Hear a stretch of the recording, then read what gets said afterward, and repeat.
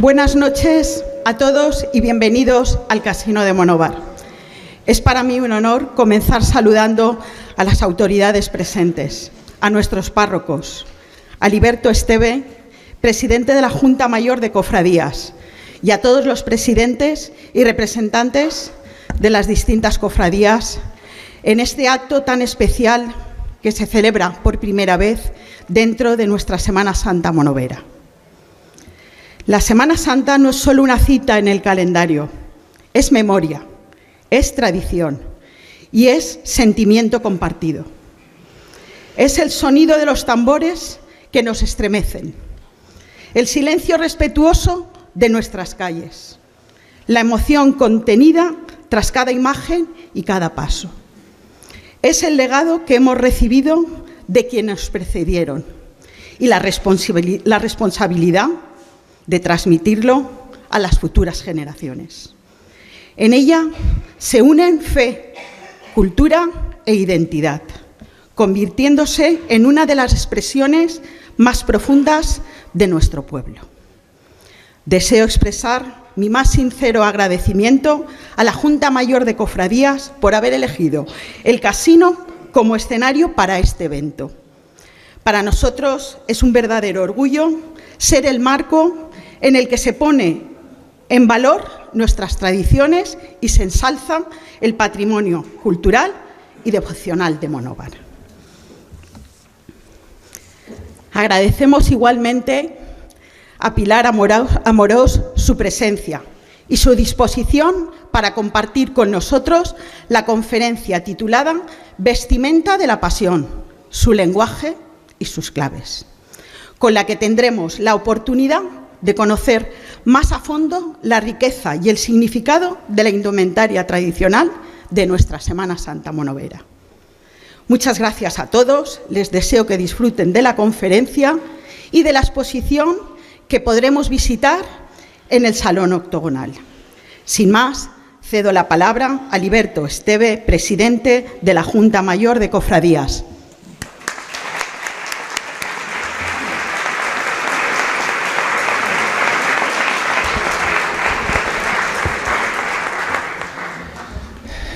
Bona nit a tots.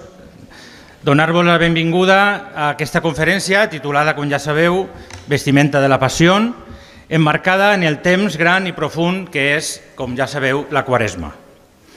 Una conferència que tractarà sobre el llenguatge profund i simbòlic de la indumentària cofrade que ocupa un lloc essencial en la Setmana Santa del nostre poble. Una vestimenta no és un simple atuendo. Atuendo, això diuen que parlen en castellà, seria abelliment, però m'agrada més dir atuendo, no? Un simple atuendo. No és un ornament buit. Cada túnica, cada capa, cada mantellina, tot això ens parla. Ens parla de penitència i de promesa. Parla d'anonimat humil davant de Déu. Parla de la pertinença a una cofradia que és família, que és història i que és compromís. La indumentària cofrade és una herència que hem rebut. En els seus teixits s'entrellacen generacions. En els seus colors es reconeix la devoció i en les seues formes es conserva la identitat i ens defineix com a cofradies. Vestimenta de la Passió ens convida avui a mirar més enllà de l'estètica.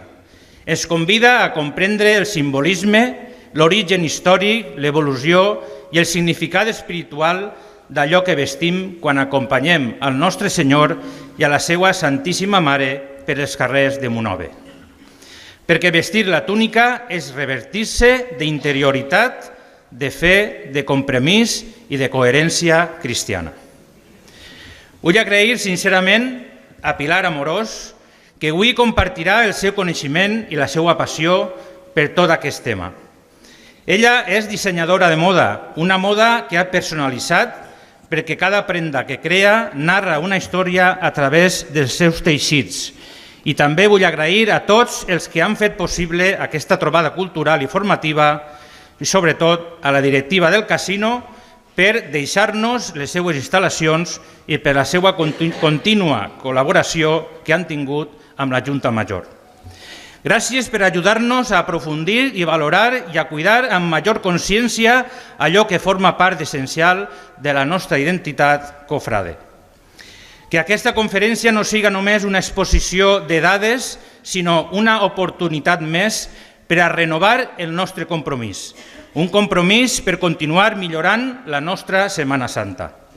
Que la vestimenta de la passió o de la passió ens recorde que abans que túniques exteriors estem cridats a vestir-nos d'empatia amb l'altre, perquè del que se tracta és d'agrair la dedicació dels qui treballen per i per a la Setmana Santa. Que tingueu una fructífera conferència, una santa Quaresma i una Setmana Santa plena de fe i de recolliment. Moltíssimes gràcies i Pilar, quan vulguis. Muy bien.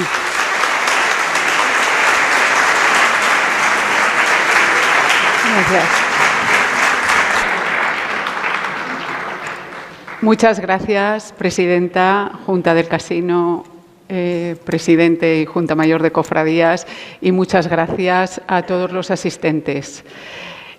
Vamos a dar paso a la conferencia, pero yo creo que entre Liberto y Marián ya nos podemos ir, porque me han hecho un resumen perfecto.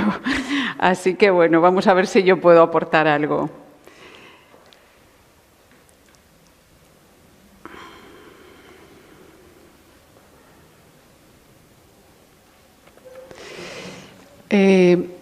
Dice un informe de la Universidad de UCLA que tan solo un 7% son palabras.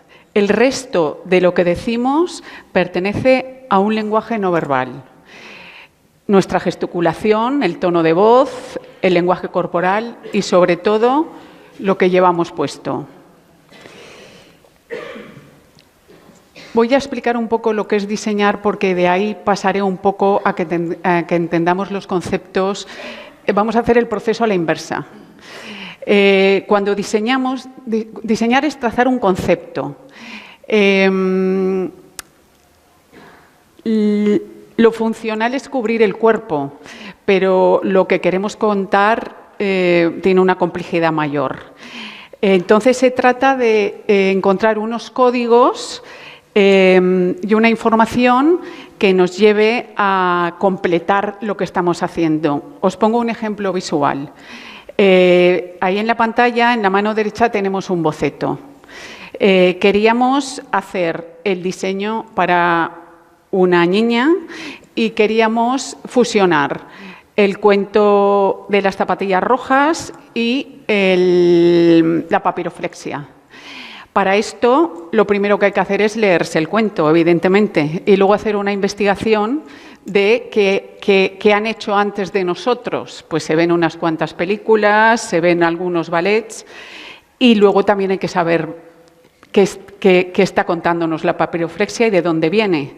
Con todo esto conseguimos un lenguaje narrativo que hace tangible el diseño que vamos a realizar. Y os pondré un ejemplo más práctico que seguro que vamos a visualizar muy bien. El lenguaje narrativo en el vestuario del cine es primordial para construir a un personaje. Mirad, aquí tenéis misma protagonista, misma película, 3 escenas diferentes. No necesitamos ni que hable. En la primera escena vemos lozanía, frescura, pelo suelto, vestido blanco, rodeada de verde, y nos está contando todo eso. En la segunda escena, ahí ya estamos viendo un cambio radical. Líneas rectas, el rojo define muchísimo la escena. Estamos viendo ya que ahí se está produciendo una tensión.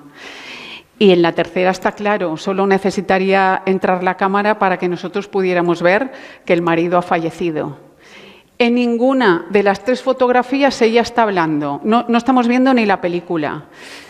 Con esto podemos concluir, yo creo, la importancia que tiene el lenguaje no verbal y lo que expresamos con lo que llevamos puesto.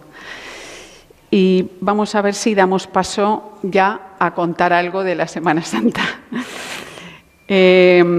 Seguro que hay muchos aquí en la sala que nos pueden decir por qué llamamos a los cofrades nazarenos.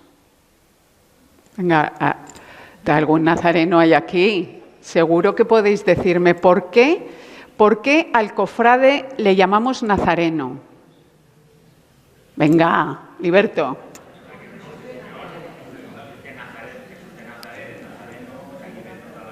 Vale, exactamente. Los cofrades se llaman nazarenos por Jesús de Nazaret. Se visten como él e intrínsecamente están asumiendo sus valores. Es decir, que ser nazareno es imitar a Cristo. Y para ello, para imitar a Cristo, hacemos lo que hemos hecho antes, necesitamos conocerlo. Y el Evangelio es un camino estupendo para que nos habla de la vida y la pasión de Cristo. Por ahí tenemos a Paco. Es un segundo. El Hijo del Hombre tiene que padecer mucho, ser desechado por los ancianos, sumos sacerdotes y escribas, ser ejecutado y resucitar al tercer día. Si alguno quiere venir en pos de mí, que se niegue a sí mismo, tome su cruz cada día y me siga. Pues el que quiera salvar su vida, la perderá, pero el que pierda su vida por mi causa, la salvará. ¿De qué le sirve a uno ganar el mundo entero si se pierde o se arruina a sí mismo? Según el Evangelio, aquí tenemos el anuncio más claro del misterio pascual, la Pascua de Cristo. El sufrimiento redentor para salvar el orgullo humano. Para ello, Dios eligió la humildad de la cruz. Dice, si alguno quiere venir en pos de mí, que se niegue a sí mismo. No creo que nos esté diciendo que anulemos nuestra personalidad, porque entonces habría sido tan fácil como que nos hubiese creado a todos igual, ¿no? Yo creo que más bien lo que nos está diciendo es que purifiquemos el orgullo, que seamos capaces de revestirnos de humildad. Pues esto es lo que piensa y defiende un nazareno cuando se viste como Cristo. Y yo me he venido me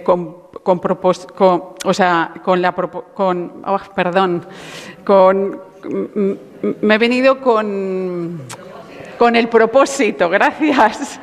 Me he venido con el propósito de demostraros esto. Revestiros de Cristo, dice San Pablo. Vamos a hablar de qué llevaba Cristo puesto. El quitón hebreo. El quitón hebreo es la túnica del nazareno. Es la vestimenta por antonomasia del cofrade. Es la túnica que vestía Jesús, que, como decimos, posee los valores intrínsecos que él tenía. Esto es con lo que se identifican los integrantes de una hermandad. Este hábito los iguala, sin hacer distinción de ningún tipo, ya sea económica, social, edad, género, ni siquiera de antigüedad. Hace tangible el proyecto común y exterioriza la unión fraterna que debe caracterizar a la hermandad. Pero si nos damos cuenta, se produce una paradoja, que asimismo lo que hace es establecer un elemento diferenciador con las otras hermandades. Pero también hace un elemento diferenciador a su vez con la gente que está en la acera viendo la procesión, con lo cual podemos decir que proclama una uniformidad diferenciadora, que evidentemente es lo que enriquece el conjunto.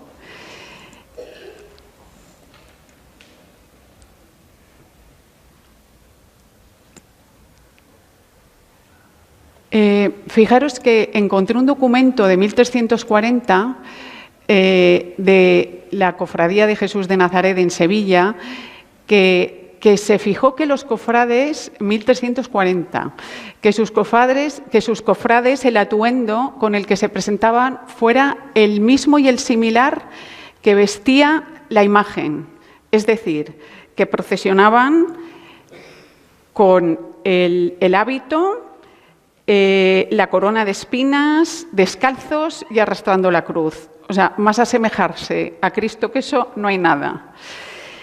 El lenguaje del cofrade en la vestimenta ha ido evolucionando y ha asumido más los valores intrínsecos de Jesús que realmente el sacrificio que hizo, algo así, ¿no? Y hay una evolución del hábito también. Por ejemplo, en la Edad Media, vamos a verlo aquí, en la Edad Media, las primeras manifestaciones que he encontrado de lo que es algo parecido a una procesión de Semana Santa es en 1259 en Italia y se llamaban los Disciplinatis. Es la imagen que tenéis arriba. Si os dais cuenta, aquí ya vemos un capuchón que llevan todos igual, llevan una especie de verduguillo y una falda que los asemeja. Ya están uniformados de alguna manera, ya se asemejan a algo.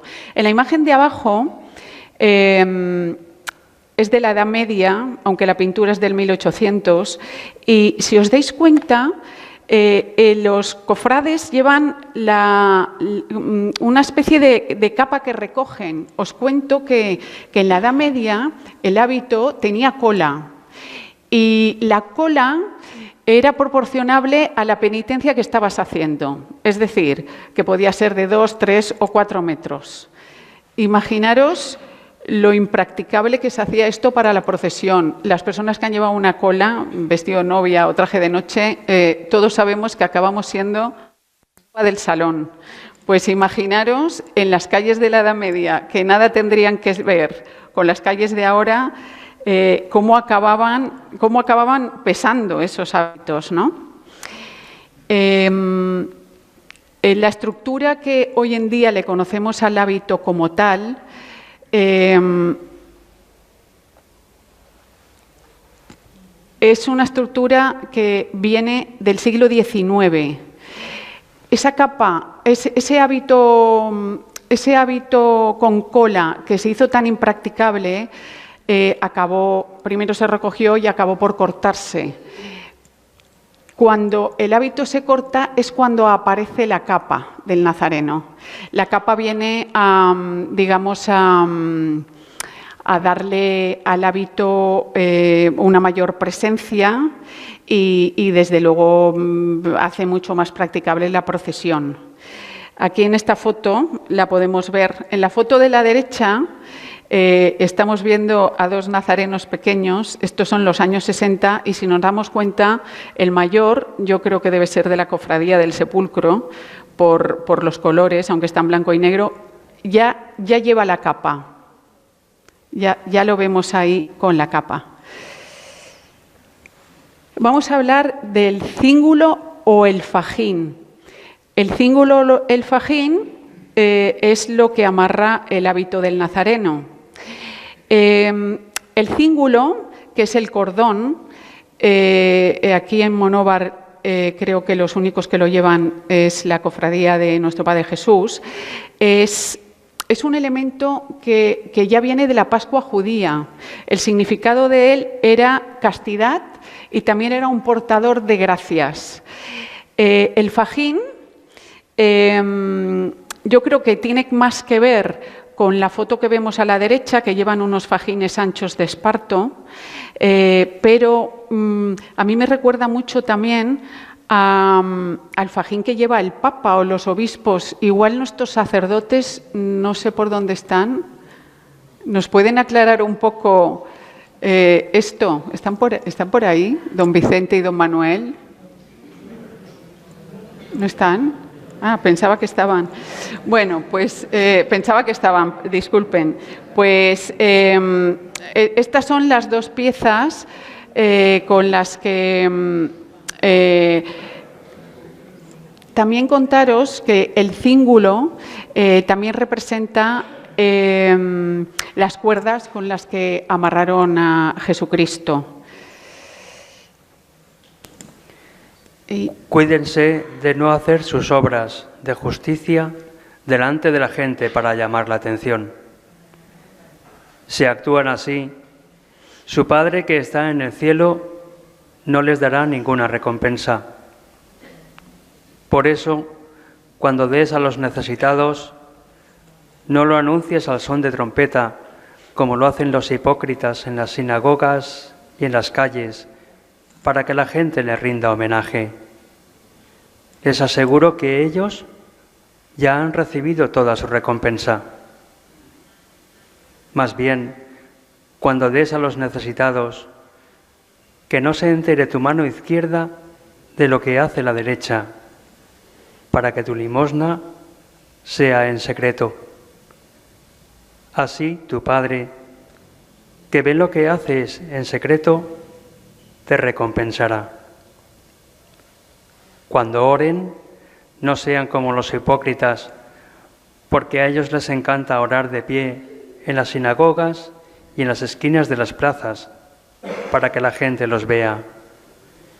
Les aseguro que ya han obtenido toda su recompensa. Pero tú, cuando te pongas a orar, entra en tu cuarto, cierra la puerta y ora a tu Padre que está en lo secreto. Así, tu Padre, que ve lo que se hace en secreto, te recompensará.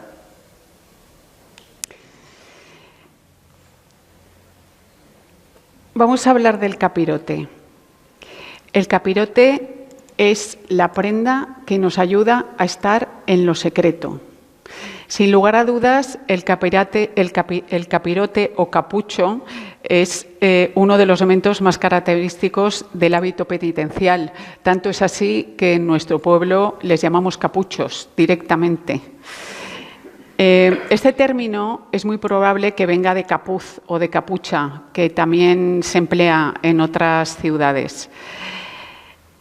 Es un elemento cónico, puntiagudo, que tiene la dirección de hacia dónde tienen que ir las oraciones, hacia el cielo. Esa es la función visual del capirote. Está cubierto de una tela en el cual solo se quedan los ojos como antifaz y sirve para ocultar el rostro, dejando básicamente en su parte delantera el antifaz. Es el garante de anonimato del penitente, ofreciendo una privacidad en la penitencia solamente visible para los ojos de Dios. Ese es el significado de los capuchos. No penséis como yo, que cuando era pequeña y más mayorcita pensaba que eran los verdugos del Señor. O sea, que el significado real es humildad. Este documento que vemos a la derecha es un documento real. Me llamó mucho la atención cuando Alicia puso a mi disposición el informe que elaboró para la declaración de la fiesta de interés turístico de la Semana Santa, un informe maravilloso, por cierto. En un protocolo de la escribanía de Miguel Pérez del 25 de mayo de 1764, en el que los otorgantes consideraban en grave falta a los capitulares que acudieran a dicha procesión sin la requerida vestimenta ni capa, considerando dicho acto un menosprecio a la procesión del encuentro del Santísimo Sacramento bajo palio con Nuestra Señora en sus andas. Esto me imagino que ya sería la procesión del encuentro. Estamos hablando del 1764. ¿Por qué ocurre esto? ¿Por qué es tan importante el protocolo? Porque vestir de manera adecuada no es un acto de frivolidad, o no debería serlo.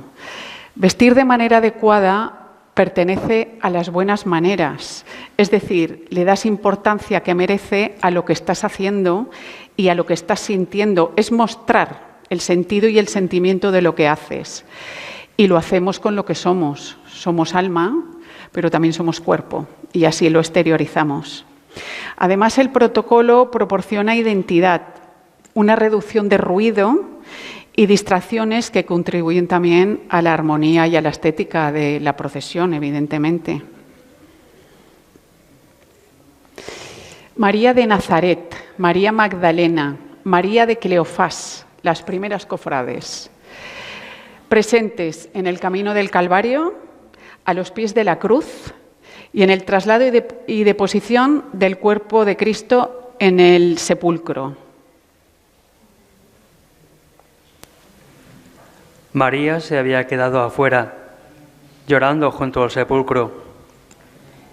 Mientras lloraba, se asomó al sepulcro y vio a 2 ángeles vestidos de blanco, sentados, uno a la cabecera y el otro a los pies del lugar donde había sido puesto el cuerpo de Jesús. Ellos dijeron: «Mujer, ¿por qué lloras?».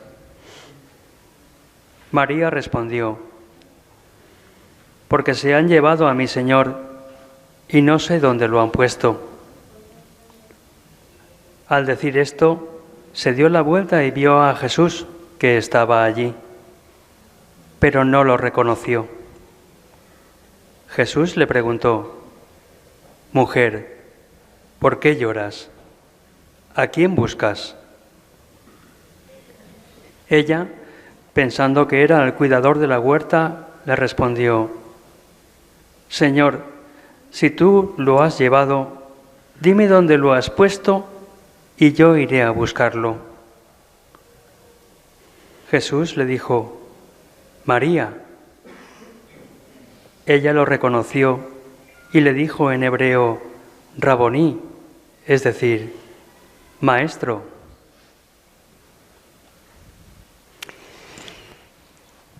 María Magdalena, de nuevo una mujer, la primera en ver el cuerpo glorioso de Jesucristo. Vamos a ver cómo vestían las mujeres hebreas. Vamos a hablar del mitpahat. El mitpahat es el velo o el manto con el que cubren la cabeza. Aquí en estas fotografías lo vemos colocado de diferente manera. El cabello cubierto era una señal de modestia y exteriorizaba una profunda reverencia y predisposición a la oración. Volvemos a lo mismo del capirote, exactamente igual. Es un manifiesto de humildad. Si buscamos los orígenes aquí en la península, en España, nos podemos ir hacia atrás y las primeras manifestaciones las encontramos en las damas iberas.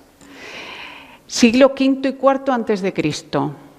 No me digáis que la dama de Elche no lleva teja, porque yo en la parte que está en la espalda la veo claramente. Bueno, pues estas son las primeras manifestaciones de algo que se pueda, o sea, que ya estamos viendo cómo la mujer en oficio religioso cubre la cabeza y ya empezamos a ver un manifiesto de lo que va a ser la mantilla española. Las primeras imágenes que he encontrado de la mantilla española es este cuadro de Velázquez, que está a la izquierda, es de 1635. Aquí aún no llevaba peineta y el tejido no era, digamos, tan elaborado o sofisticado. En los cuadros de la derecha de Goya sí que ya vemos lo que es la mantilla tal cual la conocemos ahora y sí la llevan con peineta.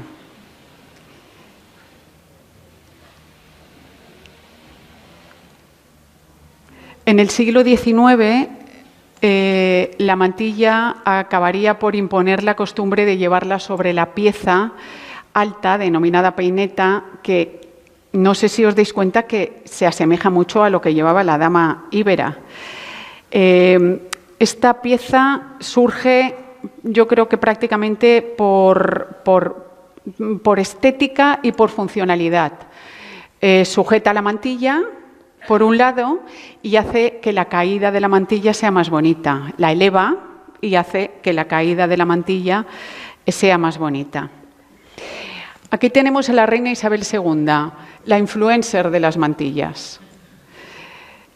Isabel II hace que la mantilla sea la prenda icónica por excelencia.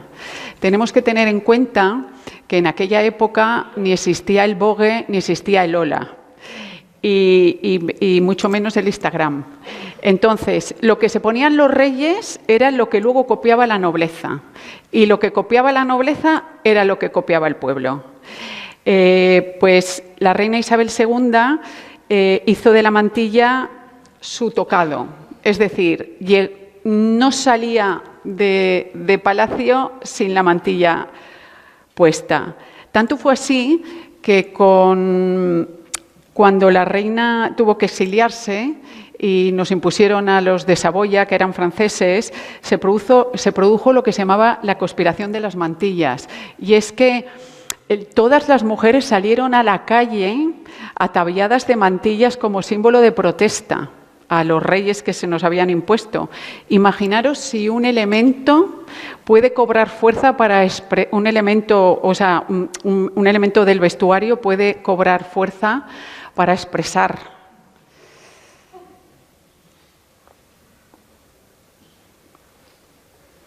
Tanto se popularizó la mantilla que se hizo el elemento común sustituyendo a cualquier otra cosa en oficios religiosos y sobre todo en la Semana Santa.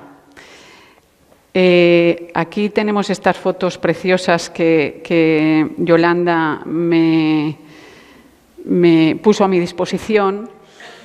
Y Yolanda y Maruja Bernabé me contaban que antiguamente en la Semana Santa, el Viernes Santo, las mujeres por la mañana, aquí lo vemos en esta cuadrilla de gente, el viernes por la mañana se ponían las mantillas para visitar los monumentos. Iban a la iglesia, iban al colegio, iban al convento.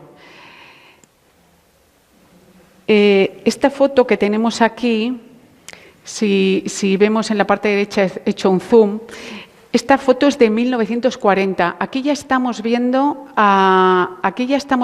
la procesión del día de resurrección, de la mayordomía. Y me llamó mucho la atención porque aquí en el zoom podemos ver una camarera de la Virgen que lleva el escapulario, es donde diferencio que es una camarera. Sin embargo, me llamó la atención que no llevaba teja y estábamos en el año 40. Estamos en el año 40 porque, si os dais cuenta, la imagen de la Virgen, aunque está un poco cortada, es ya la Virgen que tenemos ahora. Ayer estuvo aquí, estaban Marisina y María Dolores y Pilar Verdú nos aclaró que sí que llevaban mantilla las camareras ya. Lo que ocurre es que acababa de finalizar la guerra y, bueno, pues había una señal de, digamos que había un sentimiento de duelo mayor, había gente que había perdido a familiares y había una austeridad mayor. Y lo vemos ahí, si os dais cuenta, las señoras de la calle también llevan velo. La mantilla es un símbolo en la vestimenta de las mujeres en la Semana Santa, ya que, como sabéis, existían las limitaciones del derecho canónico de 1917, que existía un canon que decía que la mujer no podía participar como nazarena. Hubo un impulso de un grupo de mujeres lideradas por Conchitina Molera y su hermana, me han dicho, me estuvieron contando ayer, que tuvieron la inquietud de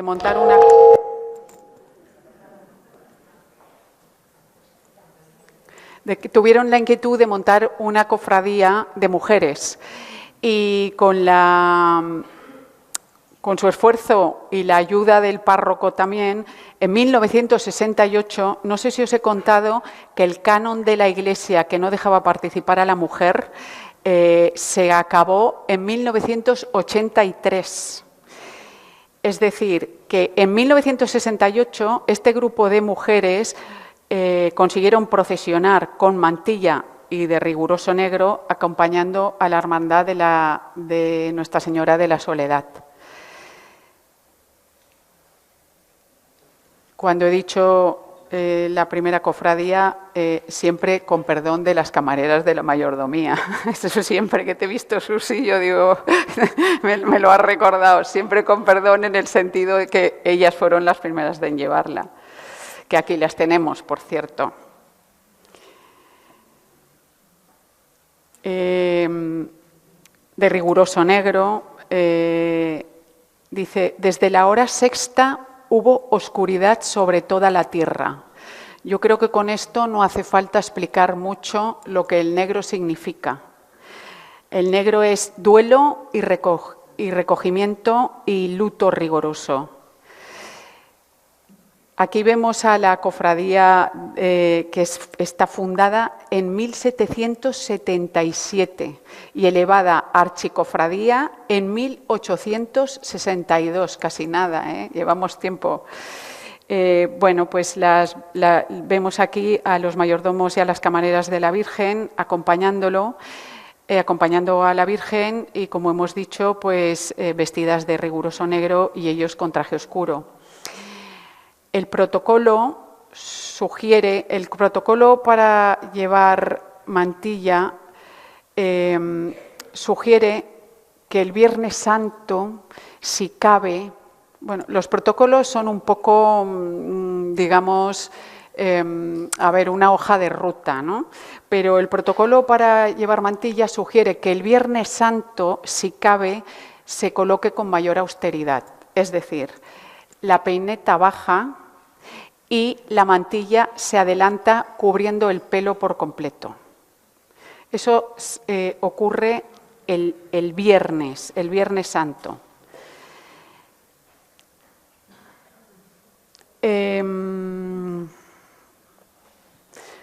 Prosigo. Aquí tenemos la cofradía de la entrada de Jesús triunfante en Jerusalén.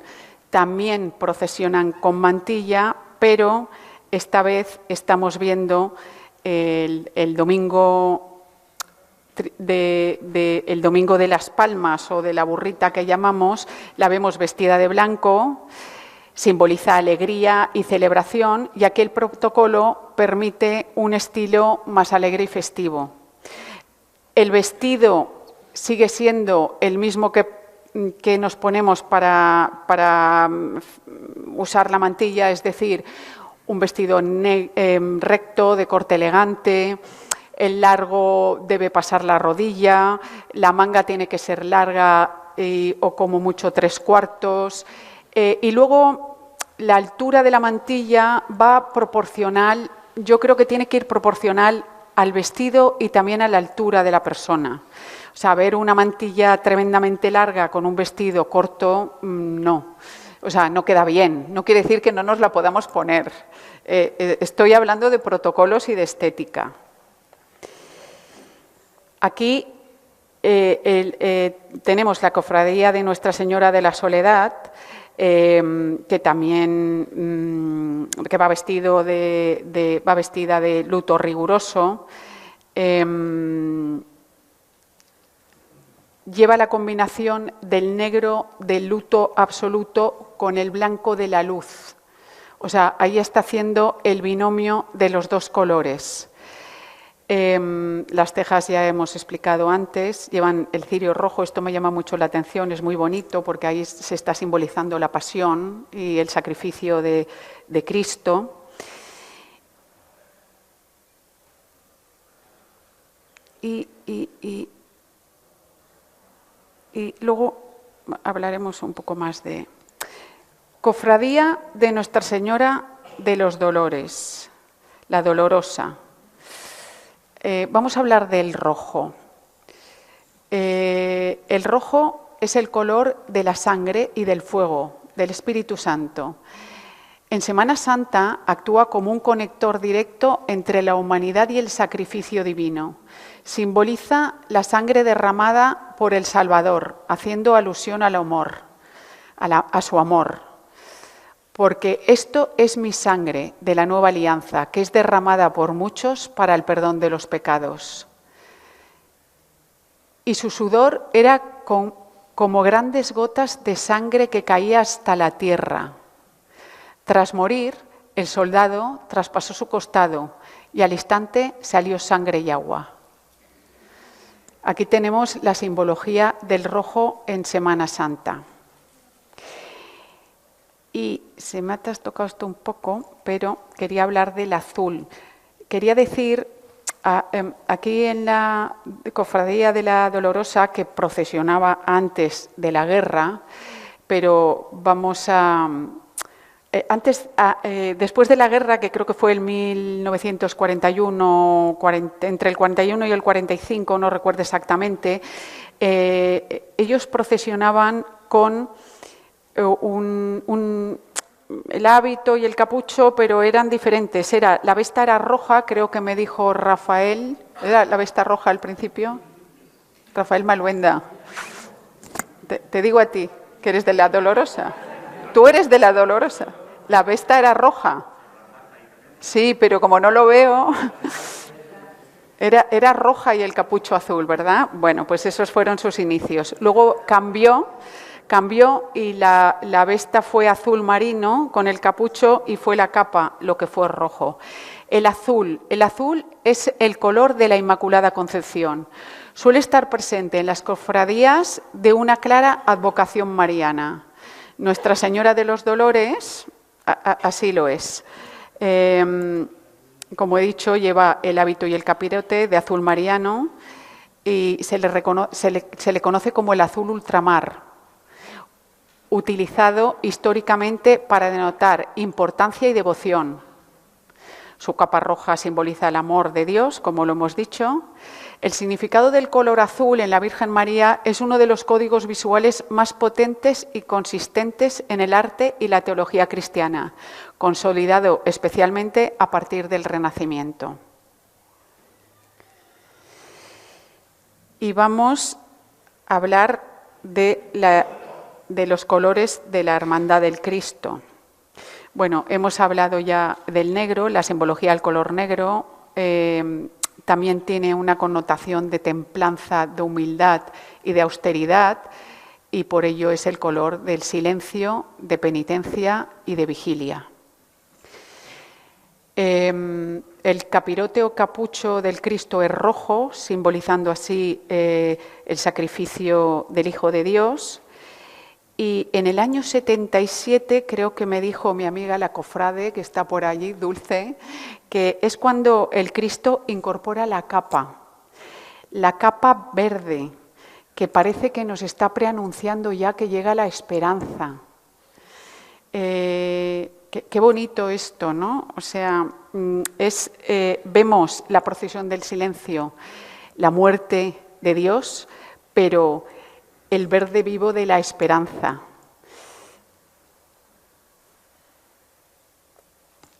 Cofradía de nuestro Padre Jesús Nazareno. Aquí tenemos la simbología de... Ay, no sé, bueno, luego vuelvo, se me ha escapado ahí unas cositas. El morado. El morado es el color que marca el tono penitencial de la Semana Santa. Nos invita a la reflexión y a la penitencia y a la preparación espiritual.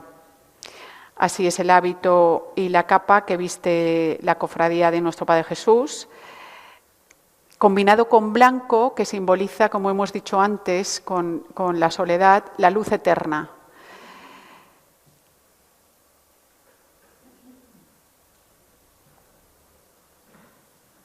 El morado también es el color dominante y emblemático de la Cuaresma y evoca además el color del manto púrpura que le colocaron a Jesús cuando le hicieron escarnio los romanos en la crucifixión.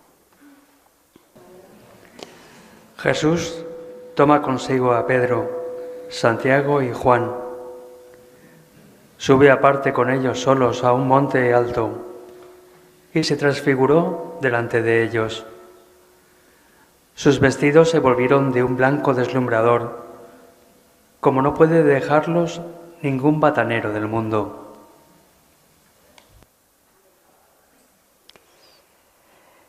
El blanco es el color glorioso, marca el triunfo de la luz sobre las tinieblas, por la que se transforma en expresión de gloria. Aquí tenemos a la cofradía del Santo Sepulcro y Jesús el cautivo vistiendo de blanco y morado. Es, por tanto, el color de la revelación, de la gracia, de la luz y de la transfiguración. También es el color de la sábana santa y de, como no me sale, con las mortajas de Jesucristo. El sudario, muy bien, muchas gracias. Y aquí nuestro Padre Jesús lo lleva muy bien representado.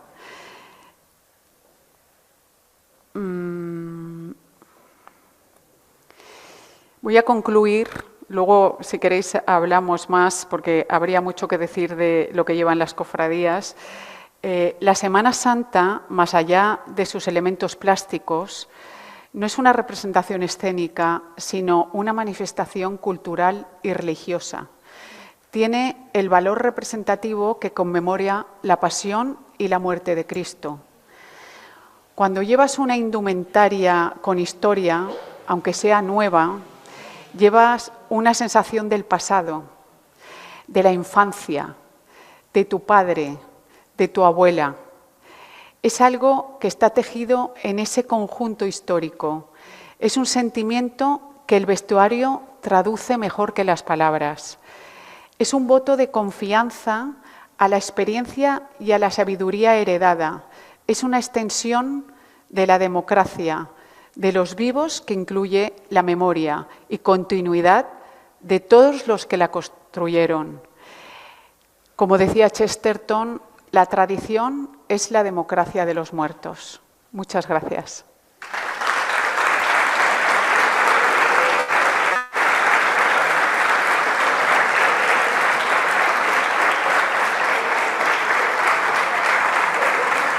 Y un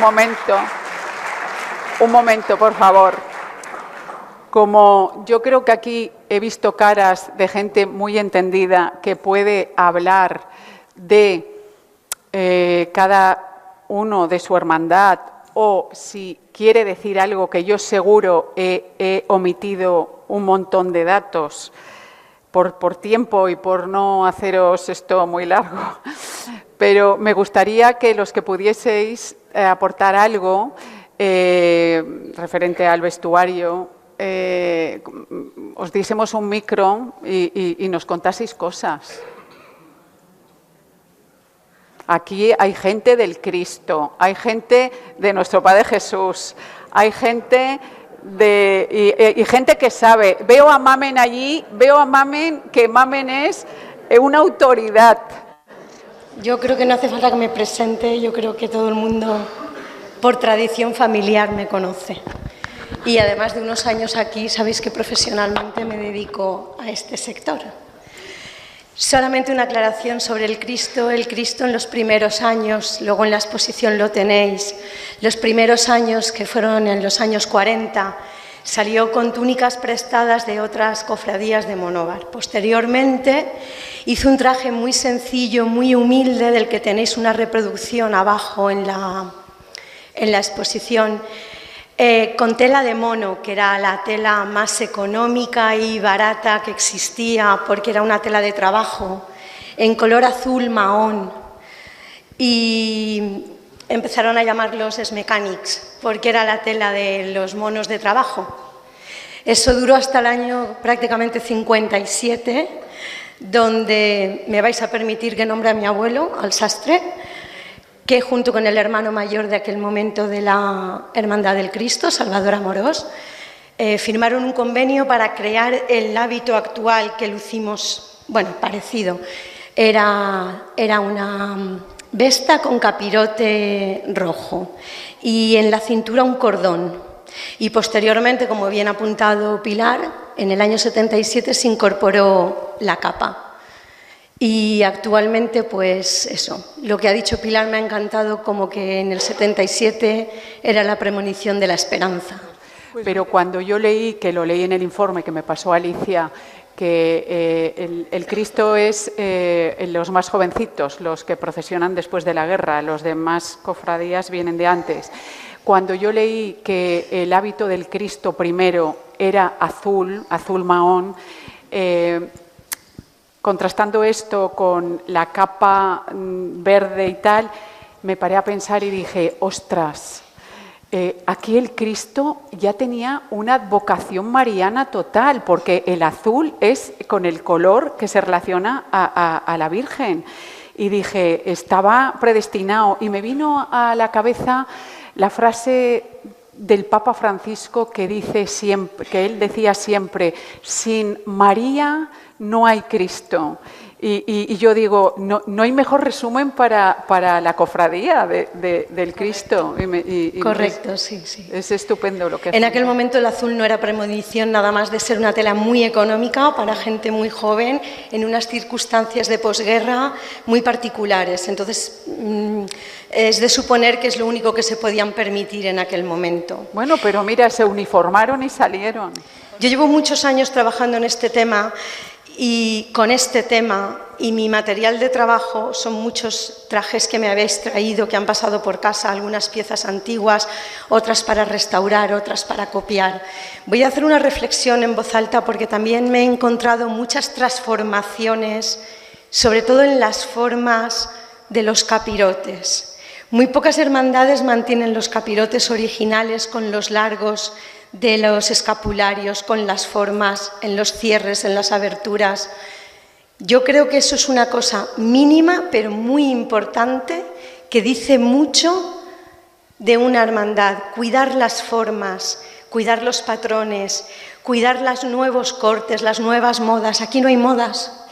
Estamos hablando de un hábito que representa un sentimiento y que representa una forma de ver la vida y de entenderla. Cada uno debajo del hábito se mete por muchas razones. Entonces reivindico que no se utilice para disfraces. Muy bien. ¿Sí? Y reivindico que se mantengan las formas más antiguas. Si es más largo de delante, es más largo de delante. No todo vale. Yo creo que eso es una filosofía para mi trabajo y que quiero que compartáis y que sobre todo valoréis todos. No todo vale, ¿eh? Ni valen las telas, ni valen los cortes, ni valen los cambios de patronajes. No vale. Perdemos identidad, perdemos señas y perdemos el valor que nos han transmitido. Yo creo que es muy importante dar testimonio de lo que nos ha llegado y cuidarlo, sobre todo cuidarlo y ponerlo en valor. Pues para eso están los protocolos. Muy bien.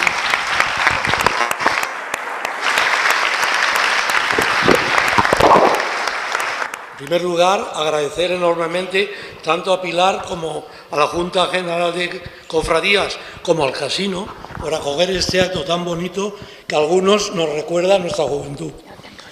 Se ha hablado de la Dolorosa, de qué año comenzó la Dolorosa. La Dolorosa, después de la guerra, salió por primera vez en el año 1945. Yo ya salí, era un niño. Era don Paco Corbí, de las Harinas, era el hermano mayor. Yo era tan chiquitín, salimos Jueves Santo y Viernes Santo. Y el Jueves Santo salimos sin vestimenta porque no se habían terminado. Y el viernes ya estrenamos las vestas. Bien, pues yo era tan chiquitín que Vicente Casta, a mitad de recorrido, me cogía y me sentaba en la carroza, en la parte de atrás, claro está, porque ya no podía caminar más. Dicho esto, la vestimenta de la Dolorosa. La vestimenta de la Dolorosa, como muy bien ha dicho Pilar, era la vesta roja, gruesa, de paño, y el capirote era azul. ¿Era azul claro o azul oscuro? No, azul oscuro. Oscuro sí, también. Sí. Por eso nos llamaban un poquito más clarito que el de ahora, que es muy oscuro, la vesta, más clarito que la vesta. Nos llamaban la policía montada del Canadá. Como muy bien ha dicho Mamen, al Cristo, es que yo tengo por foto en blanco y lo negro. sencillo de su vestimenta, le llamaban los mecánicos. Los nazarenos. Aquí en Monóvar los nazarenos eran los de nuestro Padre Jesús Nazareno. Cierto es que verdaderamente nazarenos son todos, pero el resto éramos los capuchos. Y has hablado del cinto... ¿Ah, no? ¿No es ese? Sí, pero... Ah, perdón. Sí, perdón. El nazareno llevaban un cinto de esparto, como tú has dicho, que ocurría en Sevilla. Y yo recuerdo en aquellos años que delante de la procesión, procesionaba en primer lugar los Padre Jesús Nazareno, pero delante de todo, delante de incluso del estandarte, iban unos nazarenos sin capirote, con la tela caída, con vestidos de esparto. Los niños iban delante tocando la matraqueta y aquellos iban detrás zumbando. A mí no me dejaban participar en aquello en mi casa, pero sí que lo veía y puedo dar fe de que era así. Yo creo que la Semana Santa monovera es algo de lo que debemos todos de sentirnos satisfechos, porque conmemoramos lo que representa la muerte, pasión y pasión de Cristo, pero además es un acto tremendamente cultural que forma parte de nuestra idiosincrasia y que el Monóvar nunca ha fallado. Quiero instar a las personas que hoy se están ocupando con tanto acierto de ello, que hagan todo lo posible para que esto perdure y para que se le dé mayor difusión, que se conozca fuera, en otras poblaciones, que vengan. Antes venían a vernos procesionar. Por lo tanto, quiero instaros a que sigáis con esa tarea tan importante que estáis haciendo para que esto no decaiga. Dicho esto, pido perdón por mi intervención y no la puedo remediar. Gracias.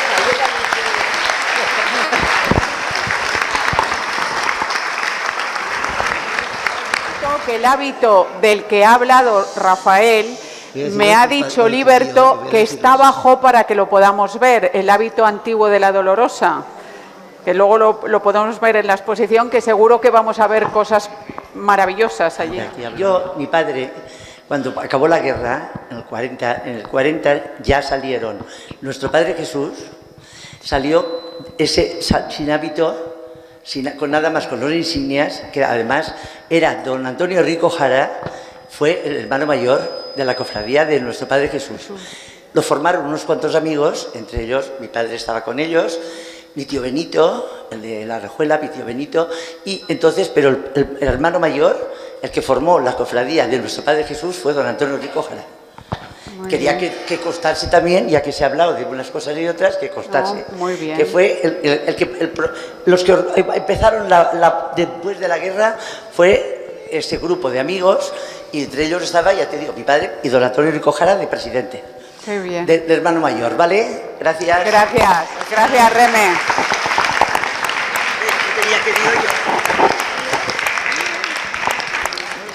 Hola, buenas noches. Buenas noches. Bueno, pues... Claro, cuéntanos. Por lo menos soy hermano mayor, o por lo menos el más grande. Bueno, pues... yo, ¿qué puedo aportar?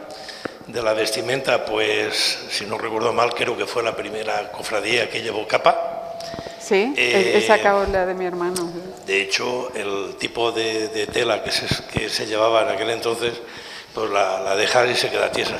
Una sarga dura, se queda plantada. Y bueno, pues a partir de ahí pues ha habido varios cambios a mejor en cuanto al tema de tejido, y hemos pues hecho algunos cambios en cuanto al cinturón también, lo que es el fajín, mejorándolo porque se arrugaba todo, y al final lo hemos hecho un poco tiesesico para que se mantenga. Y bueno, Alberto, ¿qué decir?